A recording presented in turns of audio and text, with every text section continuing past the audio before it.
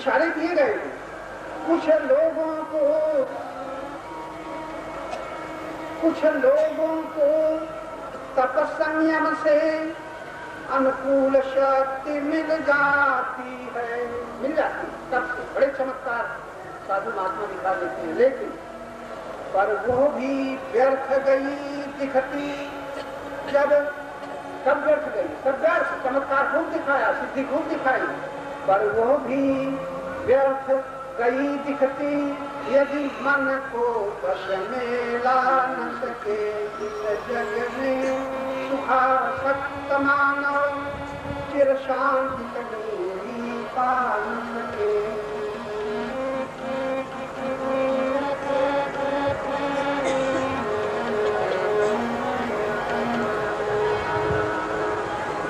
थोड़े संकेत हैं जो तंत्र मंत्र औषधियों से सबको निरोग कर सकते हैं। जो तंत्र मंत्र औषधियों से सबको निरोग कर सकते हैं, पर इससे क्या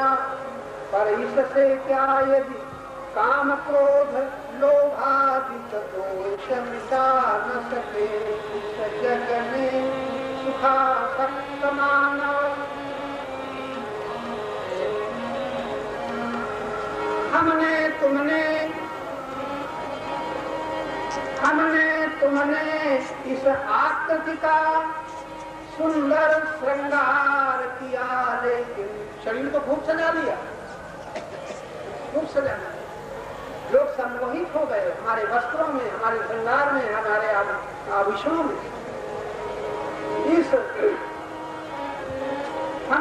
तुमने इस आकृति का सुंदर श्रृंगार किया, लेकिन यह वृत्ति दूसरों को रिझाने के लिए, यह वृत्ति पतिव्रता नारियों के लिए नहीं कह रहे हैं, लेकिन जहाँ दूसरों को रिझाने के लिए यदि यह वृत्ति अच्छी नहीं, यह वृत्ति वेश्याओं की सी यदि अंतर प्रकृति सजा न सके। यदि अंतर प्रकृति सजा न सके, इस जग में सुखासक्त मानव। देवियों, बड़ा सुंदर वाक्य, शरीर के श्रृंगार की परवाह नहीं करते। आपको सब बड़े भले भले की है, लेकिन हम खूब जाके देखते हैं क्या करते, इसकी चर्चा नहीं करनी। आपको सावधान करना है, श्रृंगार करो अपने पति को संतुष्ट करने के लिए, अपने माता पिता को प्रसन्न करने के लिए। इसके आगे मत बढ़ो, वरना पता नहीं लोभ बढ़ेगा, मोह बढ़ेगा, मान बढ़ेगा, फिर तो खजन लगन तो बोलने पाएगा। श्रृंगार करना है, लेकिन किसी की संतुष्टि के लिए। हमारे सनातन धर्म में पति जब बाहर चले जाते थे, कुछ नहीं, कुछ श्रृंगार का पता नहीं, वो इसकी कहती किसकी, अरे आपको माताएं घर में कोई नहीं होता, किसकी घर में कोई है नहीं, किसके लिए भोजन बनाना। कुछ खा लिया, भोजन तक बनाने की इच्छा नहीं होती, खाने वाला नहीं। ये है प्रेम का जीवन। और चुरा के जो खाती है, बचा के खाती है, उसकी क्या खाती है। यह वृत्ति वेश्याओं की सी यदि अंतर प्रकृति सजा न सके। इस जग में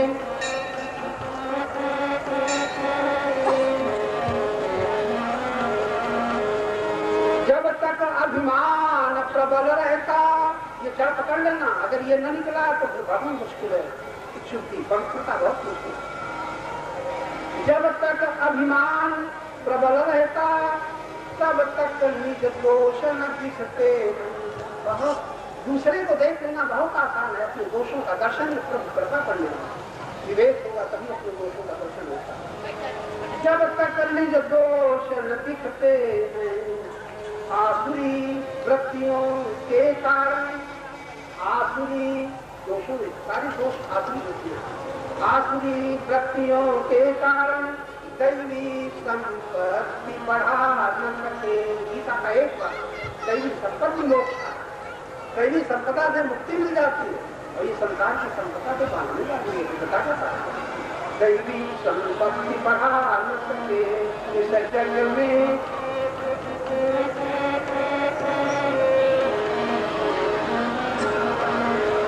ज्ञानोपदेश की धारा में, अपनी बात कह रहे हैं, दोनों को नहीं कह रहे भाई, ज्ञानोपदेश की धारा में हम सबका मल धोने निकले, सब पवित्र हो जाए। पाठ सुनाते हैं सबका कल्याण हो जाए, परिवार का कल्याण हो जाए। भगवान तक आवाज नहीं पहुंची हमारी तो माइक लगा के चिल्लाते हैं, सुन ले हमारी प्रार्थना।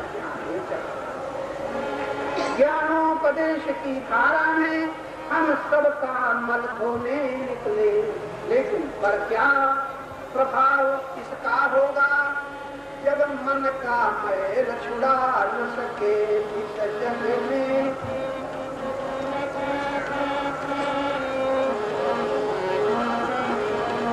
बड़ी अच्छी लाइनें हमें गुरुजनों से मिली, अंतिम 2 लाइनें बड़ी मार्मिक। सत्य की चर्चा चलती रहती, आपस में हम लोग यही अभी कर रहे हैं। सत्य की चर्चा चलती रहती, पर रमण असत में होता है। खूब सोच लेना, पर रमण असत में होता है। तब पथित कहाँ सत्संग हुआ, तब पथित कहाँ सत्संग हुआ। यदि असत से प्रीति हटा न सके, यदि असत से प्रीति हटा न सके, इस जग में सुखा सक्त मानव चिर शांति कहीं भी पा न सके। लाखों विज्ञानी जन मिलकर सुख को बना न सके। श्री राम जय राम जय जय राम, श्री राम जय राम जय जय राम। वो राम अभी अभी हम सबके हृदय में विद्यमान है। अयोध्या बाद में जाना यही है, वो न होता तो तुम न होते, हम न होते। श्री राम जय राम जय जय राम, श्री राम जय राम जय जय राम, श्री राम जय राम जय जय राम, श्री राम जय राम जय जय राम।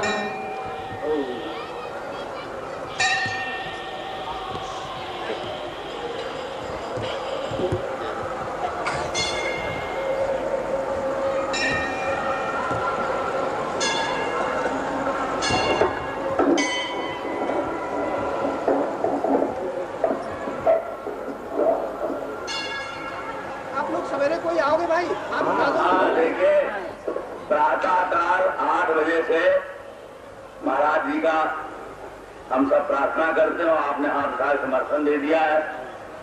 प्रातःकाल 8 बजे महाराज जी यही मंच पर पूरा प्रवचन होगा और आगे फिर प्रार्थना करेंगे। अब यहाँ पर जो दिल्ली से आए हैं ज्ञानेंद्र जी, उनका प्रवचन होगा। आप लोग शांति से बैठे, आप आ जाए। हाँ, देखिए पूज्य स्वामी पतिजी महाराज की पुस्तकें यहाँ आई है। आप सब जानते हैं महाराज जी आते हैं, पुस्तकार्थी जो लोग लेना चाहें वहाँ पुस्तकें ले लें। अब भी मिलेंगे और सवेरे भी मिल जाएंगे, शाम पूर्वक आप उसमें देखें।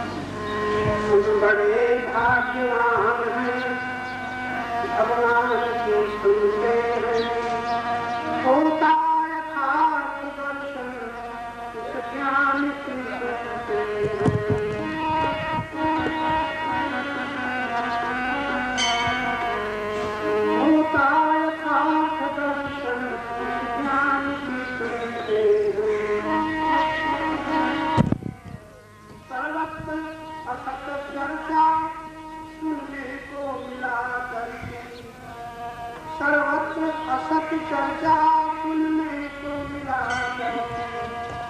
अगणित प्रपंचियों से यह भरी हुई धरती, प्रभु कथा से आज आत्मज्ञान की सुनते हैं हम बड़े भाग्यवान।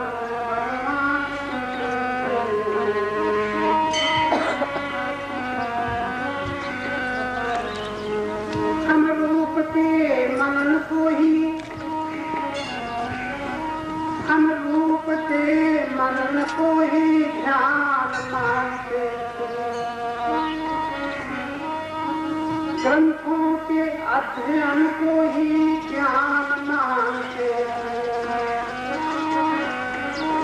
ग्रंथों के अध्ययन को ही ज्ञान मानते।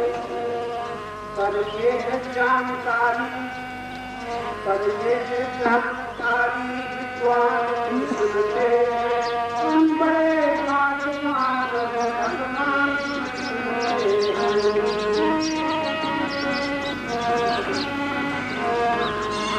आसक्त हो चुके हैं जन धन में सुखी होकर,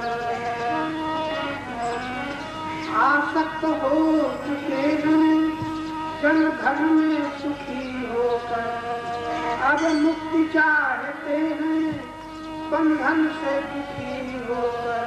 तब निरखते लिए स्वधर्म ज्ञान की सुनते हैं, हम बड़े भाग्यवान भगवान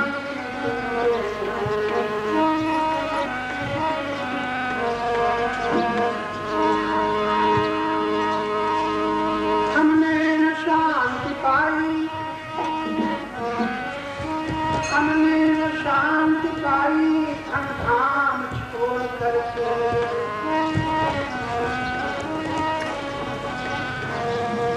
निष्कामता न आई, निष्कामता न आई सब काम छोड़ करके, ये लीला अहंकार के अज्ञान, ये लीला अहंकार के अभिमान। धन छोड़ा तो लगता हम त्यागी बन गए, घर छोड़ा तो लगता हम विरक्त बन गए, काम छोड़ दिया तो लगता हम निष्काम हो गए। पता चला तो अहंकार के अभिमान की लीला है, लीला ज्ञान में जब दिखाया गया तब पता चला ये लीला अहंकार के अभिमान हम बड़े भाग्यवान भगवान।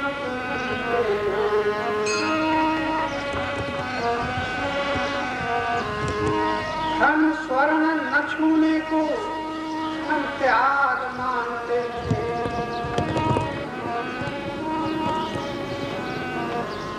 ममता भरे क्रंदन को अनुराग मानते थे, अनुराग मानते थे। अब पता चला ये भ्रम निवृत्ति के लिए, अब भ्रम निवृत्ति के लिए महान सुनते हम बड़े भाग्यवान भगवान।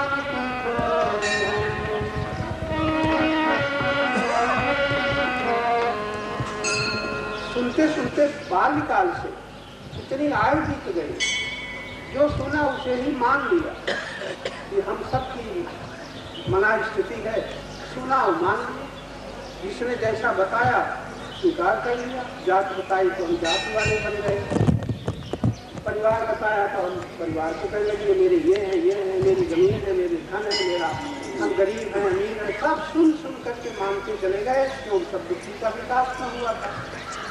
आश्चर्य है पढ़ने लिखने के बाद हम वही मानते चले जा रहे हैं, विद्वान से तो मानते और फिर भी वही मानते चले जा रहे हैं जो हमारे पास बुद्धि विकसित थी न विद्या थी। अब तो विचार करना चाहिए जो मेरा कहते हैं सब कुछ मेरा है, जिसे मेरा कहते हैं उसे हमने बनाया है अथवा मिला है। विद्वान हो के भी आदत की गुलामी नहीं थी, मेरा मेरा मेरा निर्ममेति, संत कहते हैं निर्ममेति परम सुखम, ममेति परम दुखम, निर्ममेति परम सुखम। ममता में ही सारे दुख हैं, ममता छोड़ने पर ही शांति आनंद नहीं मानते क्योंकि आदत पड़ गई।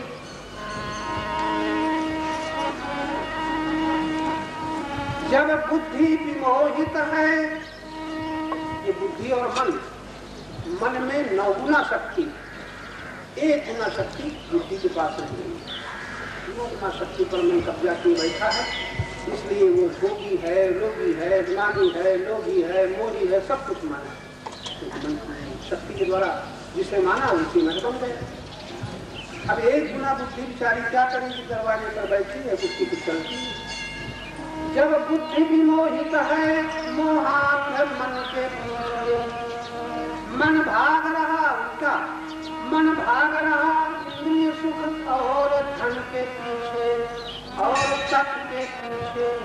हम पथिक आज अपने उत्थान सुनते हैं, पथिक आज अपने उत्थान सुनते हैं।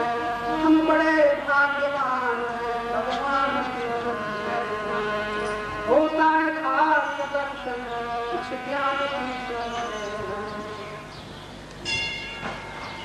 राम कृपा बिन सुलभ न सोई, बिन सत्संग विवेक न। लोगों को बहुत सावधान होकर के, बुद्धियुक्त होकर के समझना चाहिए। भगवान ऐसे महारथी महात्मा अर्जुन को भगवान बीच सावधान करते कहते कि तुम मन से तन से महारथी हो, बड़े बलवान हो, लेकिन बुद्धियुक्त होकर के, बुद्धियुक्त। बहुत हम लोगों को एक यही अवसर मिलता है भगवत कृपा से, इस व्यक्ति के आयोजन में, कि हमें सब चर्चा सुनने को मिल जाती है, अपने जीवन चर्चा सुनने को मिल जाती है। हम जो मानते हैं, जो मानते चले आ रहे हैं, उसमें क्या परिणाम हुआ, क्या हमारी गति हुई, क्या दुर्गति हुई, कैसे सदगति होगी, ये सब सुनने को मिल जाता है। और ये भगवत कृपा, एक होती है दया, एक होती है कृपा। दया तो संसार के सभी प्राणियों में, दया का मतलब है दुखी प्राणी जब कभी दुखी होता है तो उसके सुख की जो साधन है वो भगवान की दया से मिला करते हैं, परमात्मा की दया से सुलभ होती है। हम लोग उतने भी सावधान नहीं कि जीवन में जाने दया कहाँ है, कृपा का। शब्दों का प्रयोग तो हम कर जाते हैं, ये बड़ी बहुत ज्यादा सावधान होकर के सुनने की बात। हम कहते हैं हम अपने सुनते हैं धर्मात्मा, हम धर्म को मानते हैं लेकिन जानते हैं। बचपन से धर्म को मानता है, हिंदू धर्म, सनातन धर्म, आर्य धर्म। लेकिन कोई पूछा जाए ये धर्म की परिभाषा को करो, आर्य की परिभाषा को करो, तो कुछ नहीं मानते। कोई मानते चले जाते हैं, परिवार को मानते हैं, अपना मानते हैं, पराया मानते हैं, फिर भगवान को भी मानते हैं। कोई कृष्ण को मानता है, कोई राम को मानता है, कोई अयोध्या दौड़ता है, कोई वृंदावन दौड़ता है, कोई मस्जिद दौड़ता है।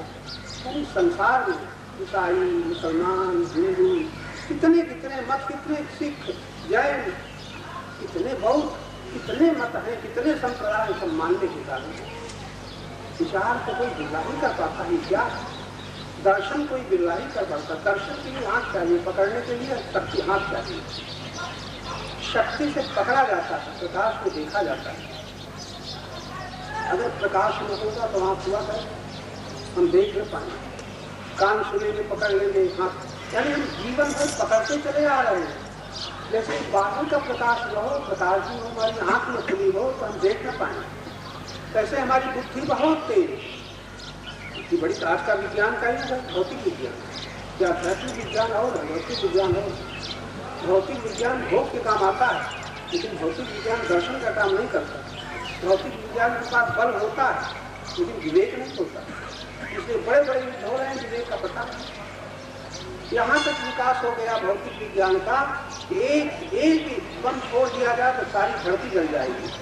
यहाँ तक बिना आपकी दिशा प्रकाश का कहीं पता नहीं, परिणाम को कहीं पता नहीं। इसलिए ये बुद्धि के स्तर पर प्रकाश काम, ज्ञान काम करता है। आँखों के द्वारा बाहर का प्रकाश काम करता है, लेकिन ज्ञान के द्वारा बुद्धि काम करती है। अब बुद्धि अगर हो भी, पहले बुद्धि क्या है, अब बुद्धि होगी और ज्ञान हो। इसीलिए बड़ी हमारे शास्त्रों में, रामायण में, गीता में संत संग की बड़ी महिमा कही गई। संत वो हैं जो सत्य ही जिनके जीवन का एकमात्र लक्ष्य है, जो सत्य से युक्त हैं, सत्य से मिले हुए हैं, वो सत्चर्चा करते हैं। सत्चर्चा और बात है, सत्चर्चा सुनना और बात है, समझना और बात है, समझ के अनुसार अपने जीवन में उसको देखना।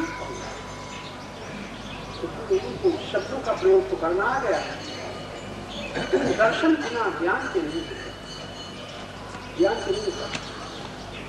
हर जगह जहाँ देखो तहाँ शब्दों का प्रयोग बहुत अच्छा हो। संत सम्मेलन एक शब्द, हमने तो तमाम सभाओं में गए, हम संतों का सम्मिलन हमने तो नहीं देखा, गृहस्थ और संत का सम्मिलन तो देखा, लेकिन परस्पर संत 4-10 बैठे हो, इनमें भी बड़ी प्रतिस्पर्धा, ईर्षा, व्याख्यान, समय, इतने झगड़े करते हैं विदाई। संत सम्मेलन से कहीं देखा, बहुत मुश्किल से देखा। बस यही शब्द है धर्म सम्मेलन। धर्म सम्मेलन से पूछा जाए धर्म क्या है, तो पटना में एक बार विश्व धर्म सम्मेलन चलते रहे। आज देश की क्या दशा, आज विश्व की क्या स्थिति, धर्म और ये दशा, मंदिरों तक में धर्म का पता नहीं चलता। अरे आप चौके की मंदिरों में एक महात्मा कहने लगे अगर मंदिर न होते धर्म नष्ट होता। हम कहा कि आप विचार करके देखो, धर्म की ओट में मंदिर न होते तो हमारी पेट पूजा नहीं होती। धर्म की बदौलत मंदिर चल रहे हैं, लेकिन मंदिर को बदौलत धर्म नहीं चल रहा है। मंदिर के पुजारी को धर्म का पता किसी विद्वान पुजारी को मालूम होगा नहीं, पता नहीं। हम मानते हैं, जानते हैं। हम लोग जितने लोग बैठे गुरु को मानते हैं, गुरु को अभी तक नहीं जान पाए। हमारे गुरु जी हैं, ये शिष्य है, ये गुरु भाई है, ये तो सब चल रहा है मान्यता, लेकिन गुरु है क्या, ये गुरु से भी नहीं पूछता तुम क्या हो। हम जानते हैं हमारे गुरु महाराज हैं, और कैसे हैं अपने ढंग से हम वर्णन करेंगे। गुरु से नहीं पूछा कि तुम गुरु की परिभाषा क्या। शायद आप लोगों को तो एक ऐसे महान संत का, ऐसे महान गुरु का संयोग मिला जिससे किसी को पता होगा, वो भी सबको नहीं, सबको पता नहीं। जीवन बीत जाता संसार में जितने 50 प्रकार के संग हुआ करें, गुरुदेव के संग से जो मिलता है संसार कोई नहीं दे पाता, न माता, न पिता, न भाई, न पुत्र, न राज, न प्रधान, न राजा। जीव का ही महत्व है। लेकिन कब, जब गुरु के ज्ञान में देखने की दृष्टि खुली हो तब। इसलिए भागवत में गुरु उपासना की बड़ी महिमा कही गई। गुरु उपासना का मतलब है गुरु के निकट बैठने, तो गुरु के निकट बैठने का मतलब उपासना, और गुरु के निकट बैठने का मतलब देव की सेवा करनी, ये उपासना नहीं है। गुरु जाना जाता है, गुरु है क्या, तभी हमने इशारा किया। ज्ञान स्वरूप तत्व, गुरु तत्व, उस गुरु तत्व में जो दर्शन होता है उसका अपना, ये दर्शन का लाभ। हम देखते हैं अपने को, पहचान में अपने मान्यताओं के पीछे सारा संसार चल रहा है, देश चल रहा है, विश्व चल रहा है, और सबसे ज्यादा संघर्ष चल रहा है, झगड़े चल रहे हैं मान्यताओं के पीछे। इसलिए हमने पहले कहा था आप लोग अगर सावधान होकर सुन रहे हैं, मन में बड़ी शक्ति है, जो मान लेगा सारी शक्ति उसको लगाएगा। और आप लोग सब ऐसे हम लोग ऐसे बैठे, हमारी शक्ति कहाँ से अपना मानते हैं, और उस शक्ति से जो अपना मानते हैं वो मन क्या है, मन क्या चाहता है। मन न तो मुक्ति चाहता, न भक्ति चाहता, न शांति चाहता, मन सुख चाहता। बाल से शिक्षा आना सीख दिया था, अभी तक हम लोग शिक्षा चाहते हैं। ये सुख जो चाहते हैं, हमारे शब्द क्या कहते हैं, ये सुख। ऐसा संसार का कोई सुख है ही नहीं जिसके पीछे हमको दुख न भोगना पड़े। इतने लोग बैठे कोई साबित कर दे, ऐसा कोई सुख बता दो जिसके बाद सुख न हो। संयोग का सुख है तो वियोग का दुख जरूर है, लाभ का सुख है तो हानि का दुख जरूर है, सम्मान का सुख है तो अपमान का दुख जरूर है, देखने का सुख है तो जब आंखें जो बंद हो जाएगी तो न देखने का सुख जरूर होगा। अगर स्वाद का सुख है तो दांत गिर जाएंगे तो तब भी स्वाद न लेने का दुख जरूर होगा।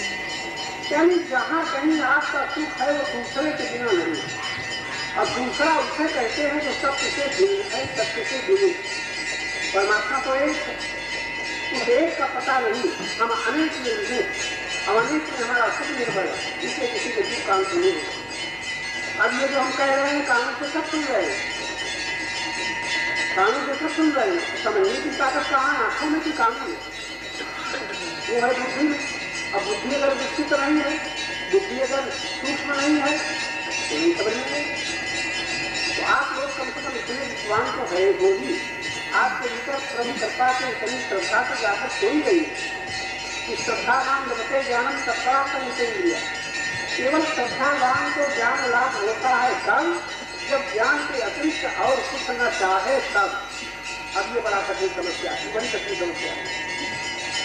हम ज्ञान चाहते हैं, शायद ही आप लोगों ने कोई धन के लिए ज्ञान चाहते, चाहे साइंस से मिले, इंजीनियरिंग से मिले, कला से मिले, सिलाई से मिले, इंजीनियरिंग से मिले, संसार में धन के लिए हमें अनेकों प्रकार का ज्ञान चाहिए, लेकिन मुक्ति के लिए कौन ज्ञान चाहता है? आप लोगों ने जरा भीतर सोच लेना, हम ज्यादा पूछेंगे नहीं।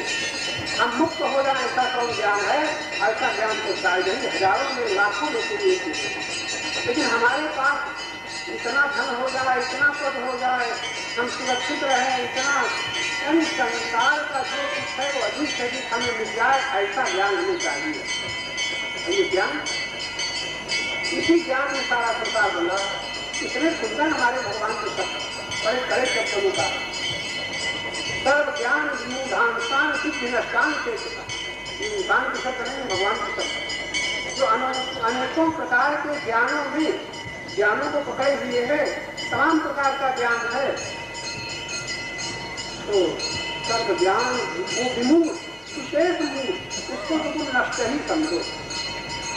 सर्व ज्ञान मूढ़ांशान सिद्धि नष्टान से बड़े कड़े शब्द कहे।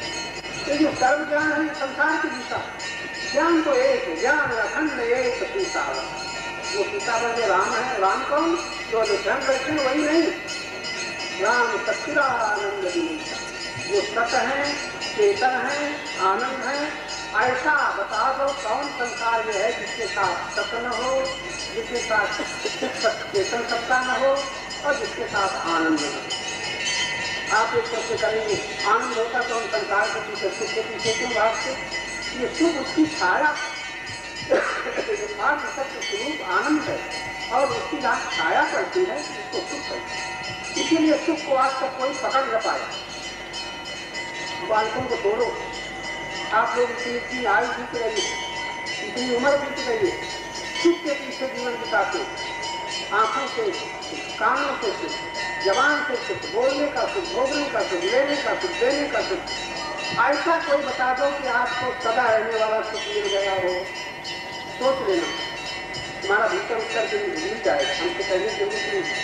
ऐसा कोई यहाँ पर बैठा हो सदा रहने वाला सुख हमें मिल गया, तो सवेरे शाम तक आपके जाने कितने सुख के स्तर बदल जाते हैं, जाने कितने सुख के पदार्थ बदल जाते हैं, सुख के आधार बदल जाते हैं। जो सुख बाहर से मिलता है वो सुख संसार का क्षणिक है, नश्वर है, सत्य नहीं। लेकिन रामायण अगर आप मानते हैं, बड़ी सुंदर बात रामायण ने कही, ईश्वर अंश संसार का नहीं, तुम संसार के नहीं हो, तुम ईश्वर के अंश हो। अगर ईश्वर अविनाशी तो तुम अविनाशी, ईश्वर विनाशी तो तुम विनाशी। ईश्वर अगर जन्मता करता है तुम्हें भी जन्मना मरना पड़ेगा, और ईश्वर जन्म मृत्यु से रहित है, तुम भी जन्म, तुम्हारे देह का जन्म है, तुम्हारा जन्म नहीं, तुम्हारे देह की मृत्यु है, तुम्हारी मृत्यु नहीं है। अगर तुम्हारी मृत्यु और जन्म होता तो अविनाशी शब्द का प्रयोग करता न करते। ईश्वर अंश जी अविनाशी, और वो अविनाशी के साथ साथ क्या है? जड़ नहीं, चेतन। अब जरा घर में जाके सोचना, जड़ उसे कहते हैं जो खुद कुछ न कर सके, और चेतन उसे कहते हैं जिसके बिना कुछ न हो सके। जिसके बिना कुछ न हो वो चेतन। जैसे आंख जड़ है और चेतन के द्वारा आंख देख रही है, चेतन के द्वारा कान सुन रहे हैं, चेतन के द्वारा जबान स्वाद ले रही है, चेतन के द्वारा स्पर्श का ज्ञान होता है, सर्दी गर्मी, चेतन के द्वारा मन चंचल है, चेतन के द्वारा बुद्धि चंचल है। जितनी गतियां संसार में हो रही हैं वो चेतन के द्वारा हो रही हैं। लेकिन आप जरा ध्यान से अभी देखो, सारी गतियां चेतन के द्वारा हो रही हैं। अब आप क्या कहते हैं? मैं कर रहा हूँ, हाँ पैर इनके द्वारा ये कर्ता बन जाते हैं।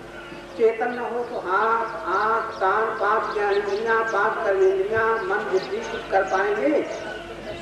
उस चेतन को हम भूले रहते हैं। बड़े छोटे से शब्द हैं।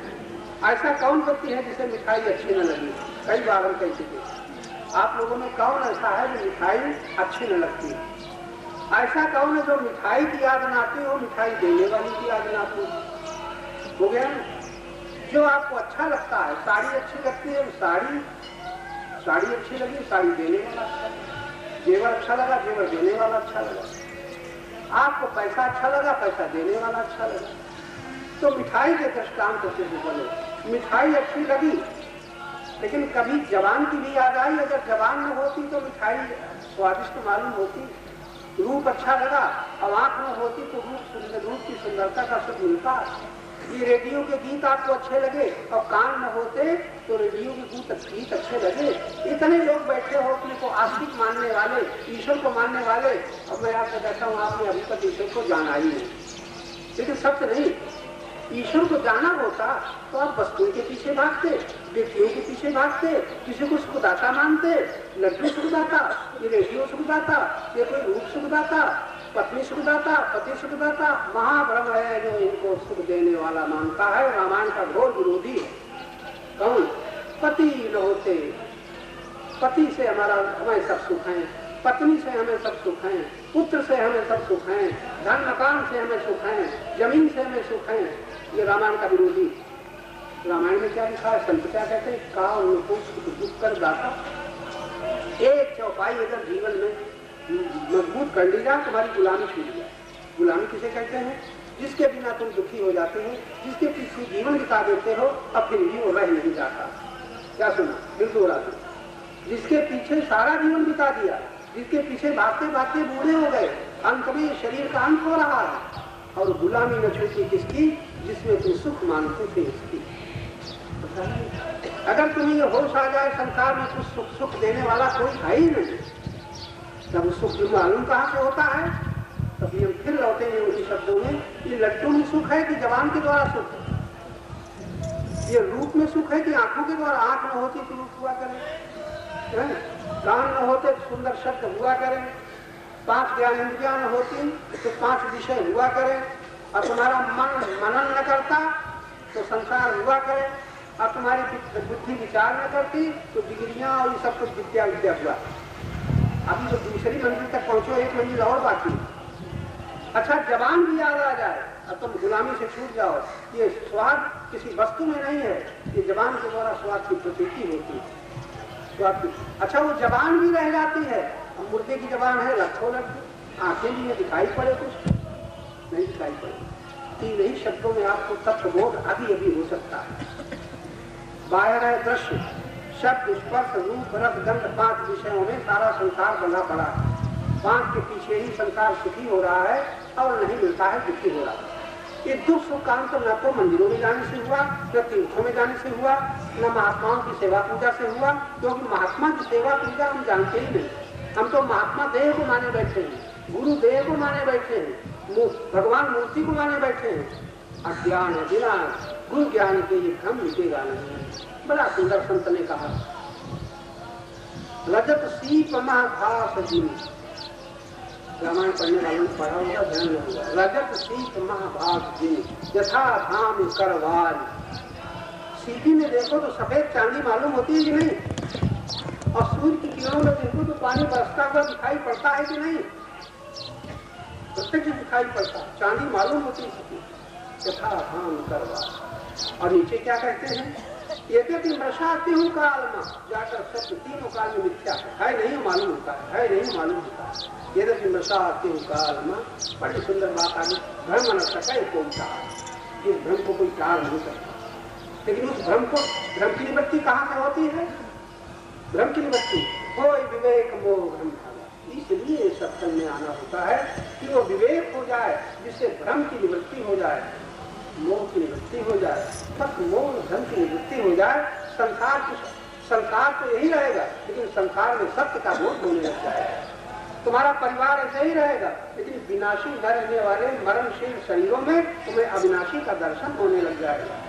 तुम्हें पति में परमात्मा दिखेगा, पुत्र में परमात्मा दिखेगा, माता पिता में परमात्मा दिखेगा, गुरु में परमात्मा दिखेगा, गोरु में भी, पशु में भी परमात्मा दिखेगा। कब? जब दृष्टि खुलेगी। ये गुरु दर्शन की, ये गुरु के सत्संग की महिमा है। विशेष लोचन खुल जाते हैं गुरु की उपासना से। और गुरु की उपासना ये ज्ञान की उपासना है। खूब सावधान रहे, देखते रहे। अभी मौत तुम्हारी नहीं आने के लिए कष्ट उपाय सुनो, और क्या करो? करोगे तो मैं सुनाई, अब यही करेंगे। कितने व्याख्यान हो चुके हो, करते क्या हो? तुम्हें अच्छा लगता है, तुम्हें अच्छा लगता है वही करते। कभी ये प्रश्न न उठाया होगा, आज से भी सुन करके भी न उठाओगे, परमात्मा को क्या पसंद है? तुम्हारी मिठाई, कि खटाई, कि फूल, कि माला, कि श्रृंगार, कि मंदिर, की मूर्ति, क्या पसंद है? तुम्हारा वैभव, तुम्हारा धन, तुम्हारा पद, परमात्मा को क्या पसंद है? और मंदिरों में जाने वाले आप लोग भगवान के भक्त हमें बता दो, कभी पूछा कि भगवान क्या चाहते हैं? बोले भगवान क्या चाहते हैं, कभी पता लगाया? कोई एक व्यक्ति जो सबसे ज्यादा जानकारी का दावा रखता हो बता दे भगवान क्या चाहते हैं? तुम्हारे पास जो कुछ है वो कुछ भी भगवान चाहते हैं? बस बात खत्म हो गई, अब बात करना ही देगा। तुम्हारे पास जो कुछ भी धन, धान, भवन, पद, अधिकार, शरीर, सुन, जो कुछ है भगवान की चाहते हैं, कहीं लिखा? अब तुम जाकर के क्या देते हो? जो तुम्हारे पास है वही तो देते हो। सुना, जो तुम्हारे पास है वही तो अर्पण करते हो। और जो तुम्हारे पास है वो जो तुम अर्पण करते हो तुम्हें बदले में क्या? हमने इतना अर्पण किया है, अर्पण किया है तो मेरा मान करके अर्पण करते हो। कोई साबित कर दो जिसे तुम मेरा कहते हो उसमें तुमने क्या बनाया? अभी तक मैं सोचा होगा उसको बनाया क्या तुमने जो कहते हो मेरा? कुछ पता ही नहीं, बरसों से सत्संग हो रहा है, विचार ही नहीं करते। हमारे संत कहते हैं तुलसी मिटे न वासना, बिना विचारे ज्ञान, तन सुखाए पंजर करे, शरीर को सुखा डालो तपस्या से। अब बहुत तपस्या के वर्णन में शरीर को सुखा डाला, जितने जितने हजार वर्ष तपस्या करी फिर भी दुख न मिटे, भय न मिटा, अज्ञान न मिटा, बंधन न मिटे। बंधन जब गुरु ज्ञान में जाकर सुने विश्वामित्र के समान कौन तपस्या करेगा? और वशिष्ठ जी के सब पुत्रों को मार डाला। और वशिष्ठ जी ने कौन खड़े तपस्या की थी, लेकिन वो वशिष्ठ परम गुरु ज्ञान में जाकर थे। एक वशिष्ठ जी का दृष्टांत, 100 पुत्रों का वध कर दिया। इतनी ईर्षा, इतना कोई महान तपस्वी विश्वामित्र। एक दिन कहा ये ब्रह्मर्षि हमें नहीं कहते हैं, इसी का वध कर दो, यही बाधक है, इनको ब्रह्मर्षि है नहीं। रात को गए इनको मारने। जब गए इसी बात, चंद्रमा चांदनी थी, पूर्णिमा का चंद्र था, दैयोग से इतना आवेश आ गया था कि उसी दिन विश्वामित्र को सूझी, वध करने गए। छिप गए खाड़ी में, सो जाए तब मारेंगे, जागृत में होगी नहीं, सो जाए तब मारेंगे, ये ज्ञान है। अंत में अरुण कहती है कैसी सुंदर चांदनी, कैसा परमात्मा का ये चमत्कार है। वशिष्ठ जी क्या उत्तर देते हैं? बेशक चांदनी बड़ी सुंदर, चंद्रमा का ये प्रकाश, चंद्र योजना बड़ी सुंदर। और चंद्रमा का प्रकाश इतना सुंदर इसी प्रकार फैला हुआ है जैसे विश्वामित्र का तप। और विश्वामित्र सुन रहे हैं आरुण, विश्वामित्र का तप।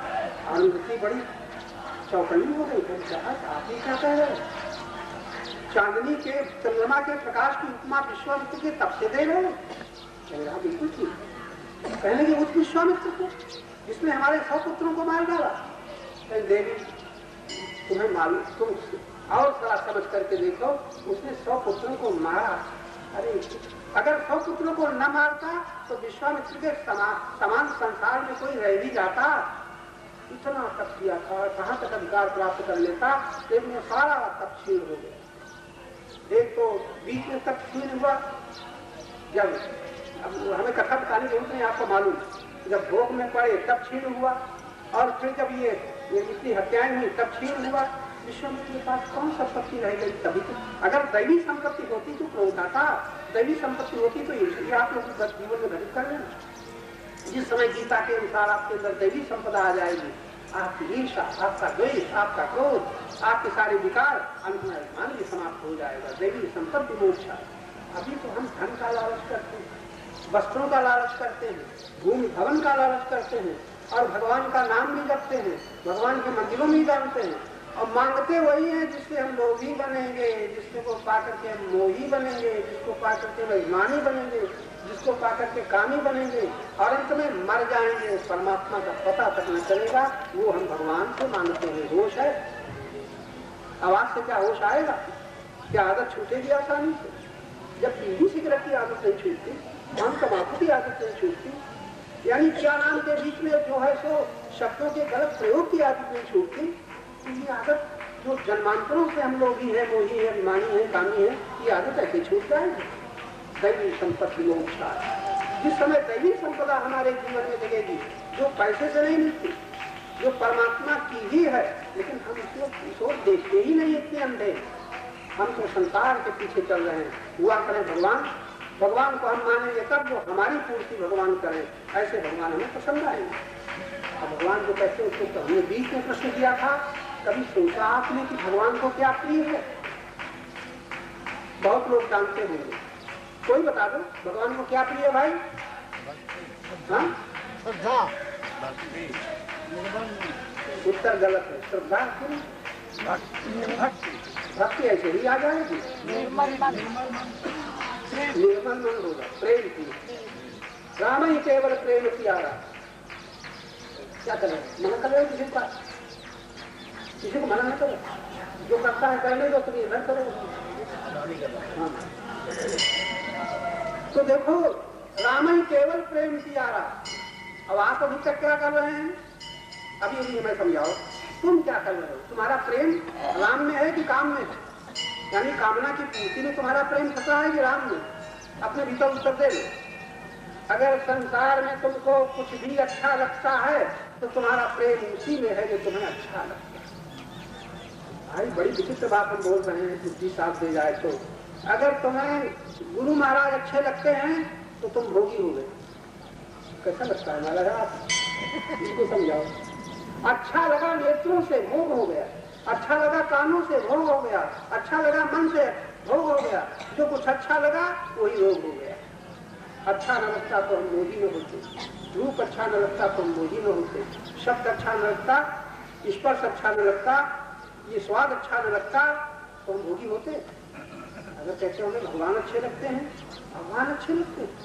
आपने भगवान को जाना क्या? राम सच्चिदानंद दिनेश। आपको अगर आपको सबको अच्छा लगता है, सत अच्छा लगता है, आपको चेतन प्रिय लगता है, आपको आनंद प्रिय लगता है, तो आपने इसकी खोजे ही नहीं कि सब क्या है, चेतन क्या है, आनंद क्या है। आप तो इतने ज्ञानी हैं, आपको जो अच्छा लगता है वही आप चाहते हैं, तो आप ज्ञानी हैं क्या? ज्ञानी ज्ञान है। हम जो चाहते हैं सो बचपन से खिलौना से शुरू किया था, माँ की गोद से उतरे और मरघट तक पहुंच गए, अच्छा लगना बंद नहीं। जो अच्छा लगता है वो संसार का कोई पदार्थ, याद रखना, जो पदार्थों से प्रीत करता है परमात्मा के भक्त हो ही नहीं सकता। पदार्थों को चाहने वाला परमात्मा का प्रेमी, भगवान का प्रेमी हो ही नहीं सकता।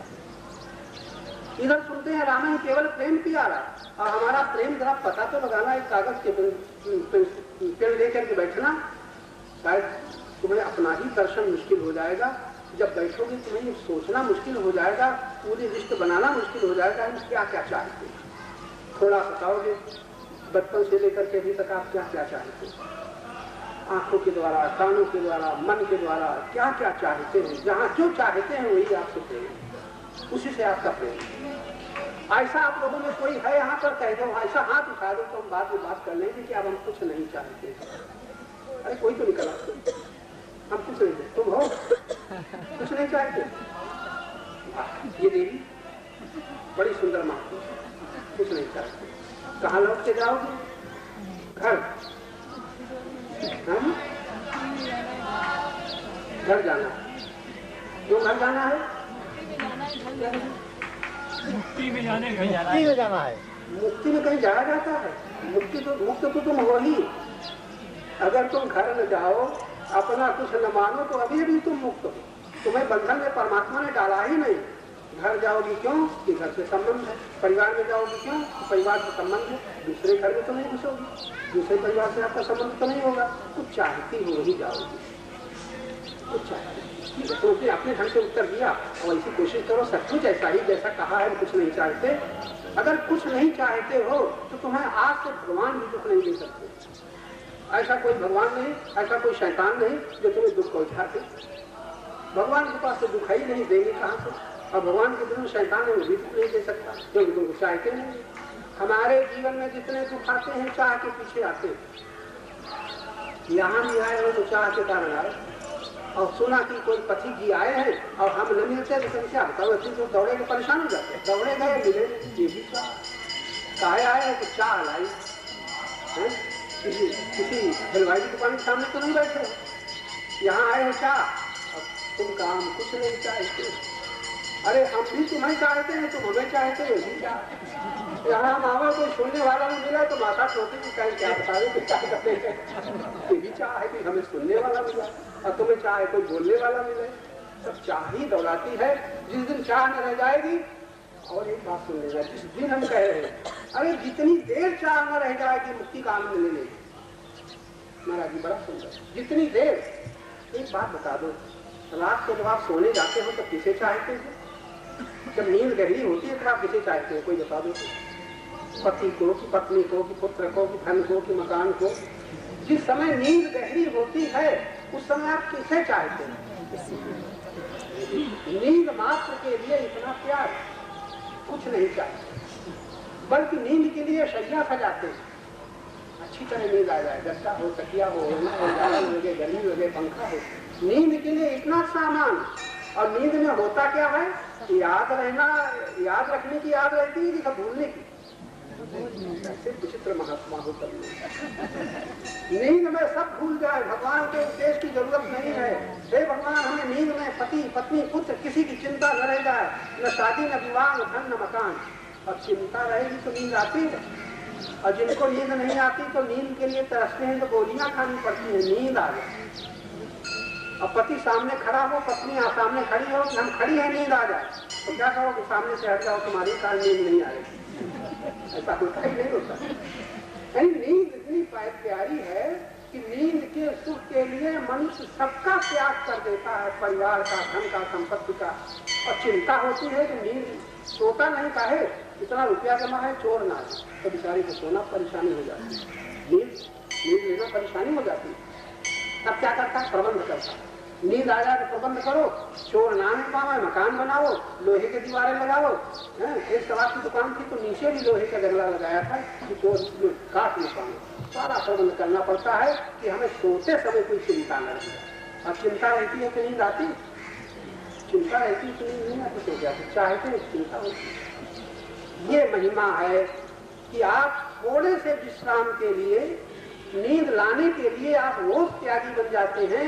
चाहे पुत्र हो, चाहे पत्नी हो, चाहे पिता हो, चाहे कोई भी, सबसे त्यागी बन जाते हैं। चाहे इतना प्रेम है, कभी कभी प्रेम में आप सब कुछ का त्याग कर देते हैं। ये हमारे सामने रहे, ये भी सुनिश्चित, ये सामने रहे और सब का त्याग कर देते हैं लोग। और एक ऐसा समय आता है कि जिसको आप सामने रखना चाहते हैं अपने सुख के लिए, अगर गहरी नींद सताती है तो आप उसका भी त्याग करना चाहते हैं, भी सामने। ऐसा होता है कि ये है।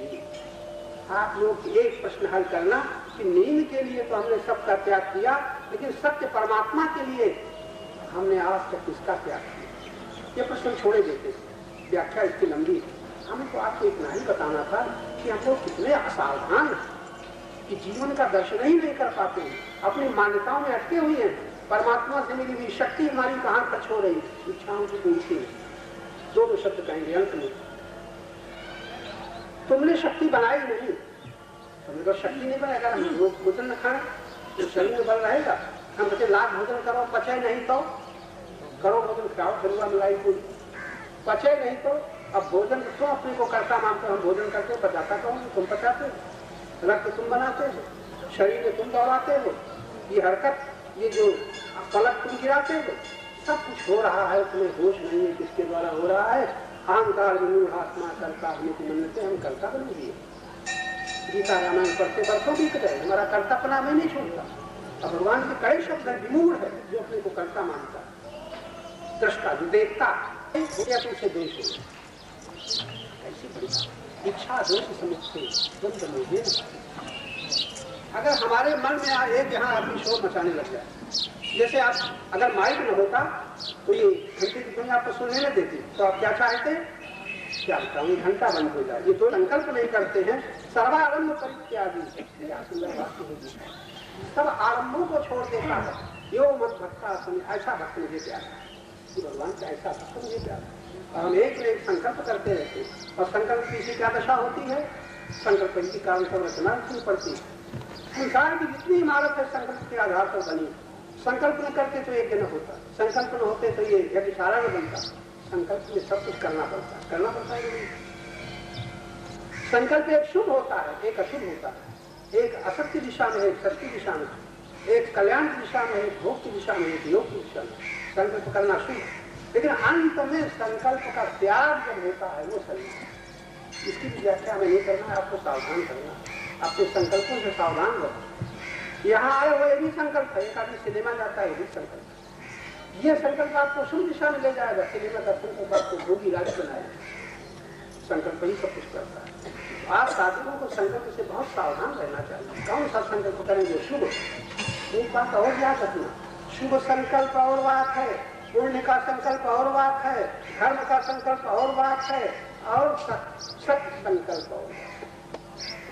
हम जानते हैं जीवन बीत गया और सत्कर्म से संकल्प कर रहे हैं, हमें अब पता चला कि जाने कितने संकल्प हमारे शुभ हुए, कुछ संकल्प पुण्य के हुए, कुछ संकल्प धर्म के हुए। सबका संकल्प भागवत के आरंभ में आप विद्वान लोग जानते हैं, सत्कर्म शब्द कह दिया। सत्कर्म करो, नहीं करना सत्कर्म क्या है, उसकी व्याख्या हमें नहीं करना है। आपका प्रश्न होना चाहिए सत्कर्म क्या है, सत्धर्म क्या है, सत्साधन क्या है, सत्य क्या है? सत्य क्या है? तुम्हारे भगवान सत्य हैं कि झूठ? तुम्हारे भगवान सत्य हैं कि झूठ? विश्वास मानते हैं। विश्वास और बात है, ज्ञान और बात है। विश्वास में माना जाता है, ज्ञान में देखा जाता है। छोड़ो, इसे भी छोड़ो, आप अपनी बात पकड़ लो। आज यहाँ आने के बाद आप क्या करोगे? मोटी बात, यहाँ आने के बाद घर में जाके क्या करोगे? पहली बात जो बताई थी, स्वाद लो, कम से कम इतना तो याद रहे। लड्डू याद आता है, लड्डू देने वाला याद आता है। साड़ी याद आती है, साड़ी देने वाला याद आता है। जेवर याद आता है, जेवर देने वाला याद आता है। जो तुम्हें मान का सुख देता है, वो मान के शब्द याद आते हैं, और मान देने वाला याद आता है, अपमान करने वाला याद आता है, अपमान के वाक्य याद आते हैं।